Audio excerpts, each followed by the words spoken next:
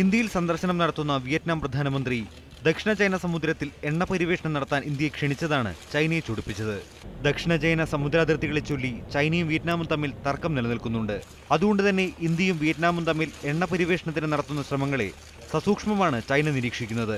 ചൈനയുടെ പരമാധികാരത്തെ ഹനിക്കുന്ന വിധത്തിൽ എണ്ണ പരിവേഷണം നടത്താനുള്ള ശ്രമങ്ങളിൽ നിന്ന് ഇന്ത്യ പിന്മാറണമെന്ന് ചൈനീസ് വിദേശകാര്യ മന്ത്രാലയ വക്താവ് ഹോങ്ലി പറഞ്ഞു. 在南海海域进行正当合理的油气活动，我们不持异议。但是，如果这种活动 വിയറ്റ്നാം പ്രധാനമന്ത്രി ന്യൂയൻ താൻ ദങ് ദക്ഷിണ ചൈന സമുദ്രത്തിലെ 5 ബ്ലോക്കുകളിൽ എണ്ണ പരിവേഷണം നടത്താനാണ് ഇന്ത്യയെ ക്ഷണിച്ചത്. ഇവ ചൈനയുമായി തർക്കമുള്ള പ്രദേശത്തല്ല. ഇതിൽ 3 ബ്ലോക്കുകളിൽ പരിവേഷണം നടത്താൻ പൊതുമേഖലാ കമ്പനിയായ ONGC താൽപര്യപ്പെട്ടതായാണ് സൂചന. ദക്ഷിണ ചൈന സമുദ്രത്തിലെ 90% ഭാഗവും തങ്ങളുടേതാണെന്നാണ് ചൈന അവകാശപ്പെടുന്നത്. വിയറ്റ്നാം, ബ്രൂണൈ, മലേഷ്യ, ഫിലിപ്പൈൻസ് എന്നീ രാജ്യങ്ങളും ഈ മേഖലയ്ക്ക് അവകാശവാദം ഉന്നയിക്കുന്നുണ്ട്.